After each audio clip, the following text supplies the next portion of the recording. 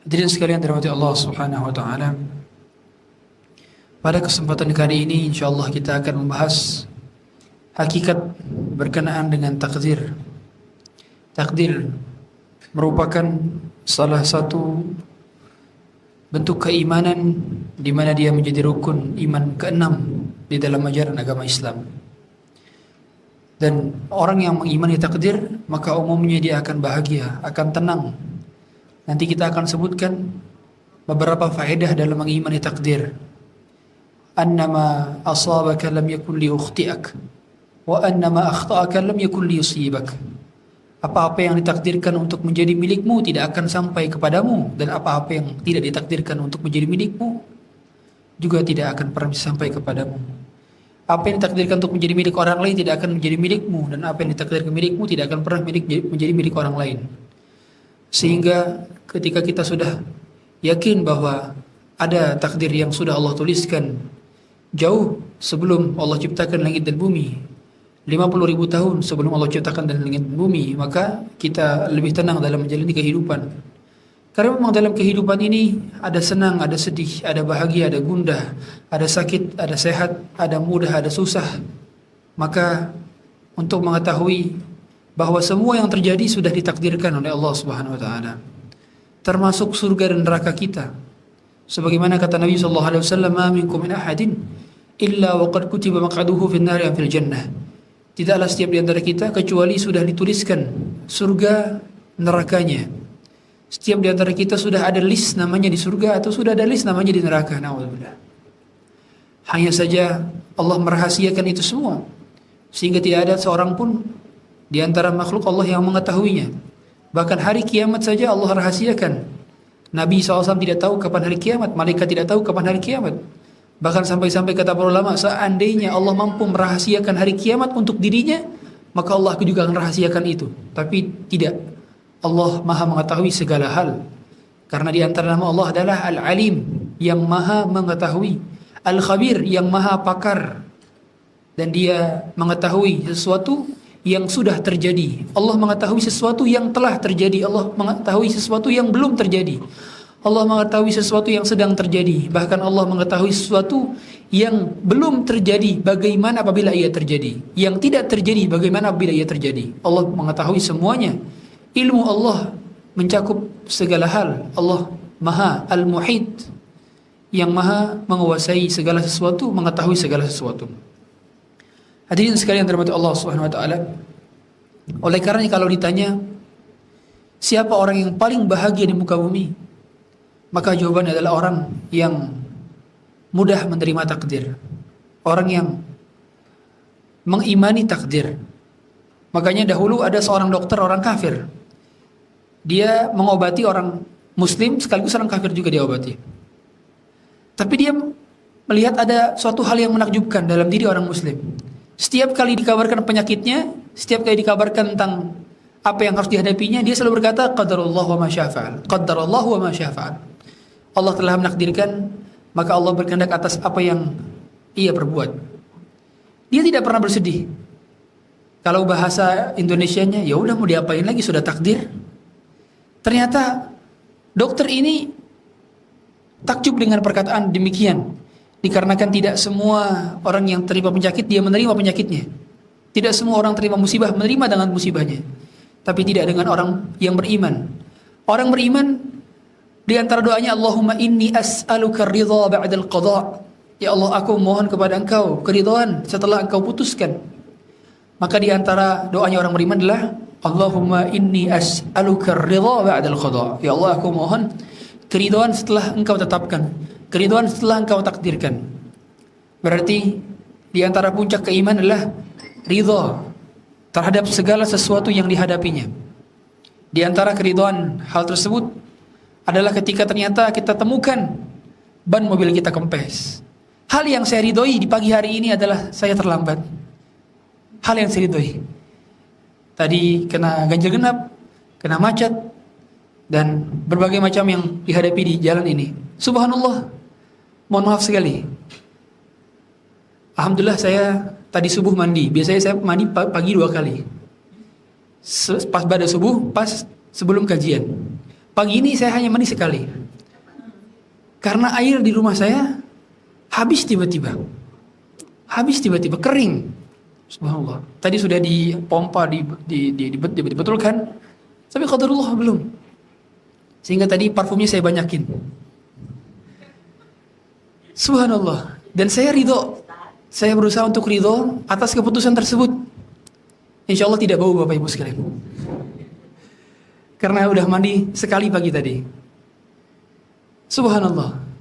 Ini bagian daripada mengimani takdir. Hal yang tidak mengenakan harus kita ridhoi dan harus kita bahagia terhadapnya. Jangan sampai hanya yang hal-hal yang mengenakan saja yang kita ridhoi.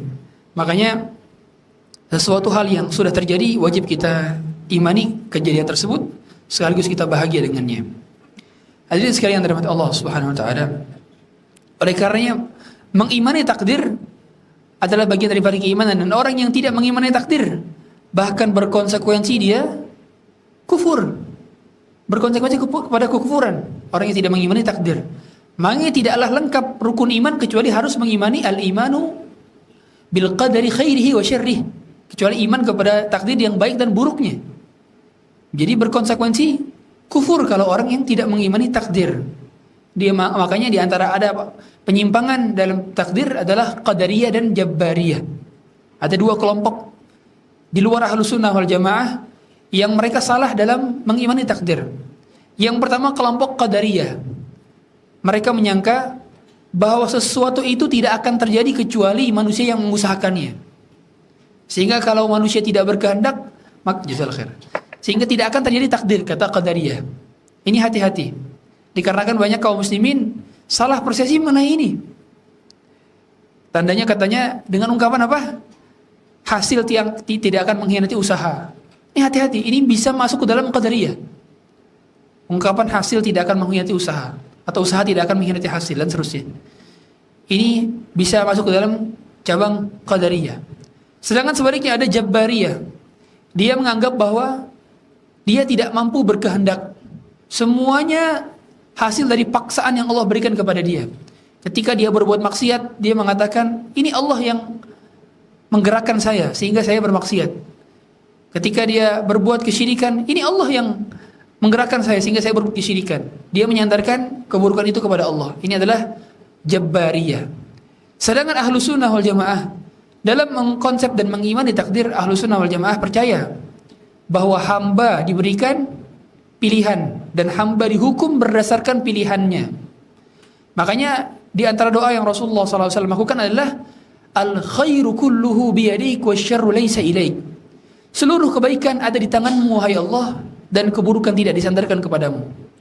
Sehingga yang disandarkan kepada Allah hanyalah kebaikan-kebaikan saja. Makanya mengapa ketika Allah menciptakan iblis, kemudian iblis menggoda kita, yang disalahkan bukan Allah menciptakan iblis, tapi karena kitalah yang disalahkan karena mentaati iblis. Makanya kebaikan-kebaikan takdir disandarkan kepada Allah, sedangkan keburukan-keburukan takdir tidak disandarkan kepada Allah. Sebagaimana Bapak Ibu sekalian, ibu-ibu sekalian di sini, hadir di sini, ini bagian daripada takdir. Tapi dari sebelum itu, ibu-ibu sekalian diberi pilihan oleh Allah, mau menghadiri kajian atau lanjut masak di rumah, mau menghadiri kajian atau nemenin cucu di rumah. Kan ada pilihan. Nah, ibu sekalian milih pilihan di sini, dan pilihan ibu di sini sudah Allah takdirkan 50.000 tahun sebelum Allah ciptakan langit dan bumi. Berarti ketika seorang manusia dihukum karena pilihannya, contoh, seorang manusia dia berbuat kemaksiatan, tidak boleh dia langsung menisbatkan kepada Allah, Allah yang menyuruh saya dan Allah yang menjadikan saya berbuat maksiat sehingga saya nggak berdosa apa-apa. Maka ini keliru. Ini keliru. Kenapa keliru? Dikarenakan sebelum dia berbuat maksiat, dia diberi pilihan dulu kan. Tidak ada seorang pun yang bermaksiat atas dasar keterpaksaan. Gak ada. Orang berbuat maksiat karena pilihan dia. Contoh, misalnya seorang ketika dia diajak berzina oleh orang yang bukan mahramnya, dia diberi pilihan untuk melakukan zina atau tidak melakukan zina. Sebagaimana Nabi Yusuf. Nabi Yusuf diberi pilihan, maka Nabi Yusuf memilih untuk tidak berzina. Seandainya ada di antara kita yang memilih untuk Melakukan perzinahan berarti dia akan dihukum sesuai dengan pilihannya. Berarti Allah sama sekali tidak menzalimi makhluknya sedikit pun, dikarenakan makhluknya diazab berdasarkan pilihannya dalam berbuat kemaksiatan, berbuat kesyirikan, berbuat kebid'ahan. Hadirin sekalian dirahmati Allah Subhanahu wa taala. Oleh karena itu, setiap yang bernyawa memiliki takdir. Setiap yang diciptakan memiliki takdir. Bahkan pepohonan saja sudah diketahui umurnya kapan oleh Allah. Bahkan dedaunan yang jatuh dari ranting-rantingnya pun sudah Allah takdirkan kapan dia jatuh. Di titik keberapa, di tanah yang mana. Bahkan Allah mengetahui debu yang berasal dari tubuh kita, setelah lepas dari tubuh kita larinya kemana. Qad alimna ma tanqusul ardu minhum wa indana kitabun hafiz, kata Allah. Kami telah mengetahui debu yang berasal dari manusia itu setelah pergi lepasnya kemana, Allah mengetahuinya. Saking detail ilmu Allah Subhanahu wa taala. Allahu alimun bikulli syai'. Allahu alimun bidzatis sudur. Bima fis sudur. Allah mengetahui yang nampak dan yang tidak nampak. Oleh karena itu, ada beberapa rangkaian dalam takdir. Ada 4 rangkaian dalam takdir. 4 rangkaian dalam takdir. Yang pertama, tahapan pertama, takdir itu yang pertama adalah al-ilmu. Al-ilmu, yaitu mengilmui segala sesuatu sebelum menciptakan. Jadi antara sifat Allah, Allah itu memiliki ilmu segala sesuatu. Segala sesuatu. Dan ketika Allah hendak menciptakan, maka Allah sudah memiliki ilmunya. Jadi alam semesta ini yang besar yang kecil Allah ketahui, yang nampak yang tak nampak Allah ketahui, karena yang menciptakan lebih tahu tentang ciptaannya daripada yang diciptakan itu sendiri. Sehingga Allah lah yang lebih mengetahui tentang diri kita dibandingkan diri kita sendiri. Allah lebih mengetahui tentang diri kita melebihi diri kita sendiri. Bahkan Allah lebih mencintai diri kita melebihi diri kita sendiri. Bukankah kita tahu mengapa Allah Subhanahu wa taala mengutus rasul-rasulnya kepada kita? Karena Allah mencintai kita. Bukankah kita tahu bahwa ada hadis di mana ada seorang ibu mencari anaknya di tengah-tengah pasukan. Setelah dia melihat anaknya dan mendapati anaknya, kemudian dia menggendong anaknya dan menyusuinya. Menggendongnya dengan penuh kasih sayang. Kemudian kata Rasulullah SAW, mungkinkah seorang ibu ini melemparkan anaknya ke dalam api? Para sahabat, tidak mungkin ya Rasulullah. Maka Allah lebih mencintai kita dibandingkan ibu ini mencintai anaknya. Berarti kasih sayang ibu terbatas, sedangkan kasih sayang Allah tidak terbatas. Kasih sayang ibu ada batasannya, dan kasih sayang Allah tidak ada batasannya. Terkadang kasih sayang ibu masih diiringi dengan kekesalan kepada anaknya, tetapi kasih sayang Allah adalah murni karena Allah mencintai hambanya. Karena tidak ada satu zat pun yang mencintai kita melebihi Allah Subhanahu wa taala. Jadi tahapan pertama adalah ilmu. Ilmu yang Allah telah miliki dan Allah akan terus memiliki keilmuan. Sehingga ilmu yang kita miliki saat ini bagian daripada ilmu Allah yang sedikit. Jadi Allah memberikan keilmuan kepada kita sangatlah amat sedikit. Sehingga banyak di antara kita yang tidak mengetahui tentang hikmah daripada yang Allah perintahkan, apa yang Allah ciptakan. Akal kita terbatas. Bukankah kita tahu bahwa mata kita saja tidak mampu melihat matahari dengan mata telanjang? Bukankah kita tahu fisik kita saja masih butuh istirahat? Bukankah kita tahu bahwa telinga kita tidak mampu mendengarkan suara yang kecil dan tidak bisa juga mendengarkan suara dengan frekuensi yang sangat besar? Apalagi akal kita diciptakan terbatas. Wa khuliqal insanu dha'ifa. Allah mengatakan bahwa manusia diciptakan dalam keadaan lemah. Berarti ada hal-hal yang tidak mampu kita fikirkan dan tidak bisa kita fikirkan. Sebagai contoh, kita tidak bisa memikirkan mengapa sholat subuh itu 2 rakaat. Kenapa enggak 3 rakaat aja? Kenapa tawaf di Ka'bah itu 7 putaran? Kenapa enggak 8 putaran saja? Ini sifatnya ta'abbudi. Ibadah-ibadah sifatnya ta'abbudi, yang otak kita enggak make sense. Bukan karena itunya tidak make sense, tapi karena otak kitanya tidak mampu memikirkannya. Sehingga pada setiap kejadian dan hikmah mungkin terasa di awal sepertinya ini gak bisa masuk akal, bisa terjadi pada saya. Tapi tidak ada yang mustahil bagi Allah Subhanahu wa taala.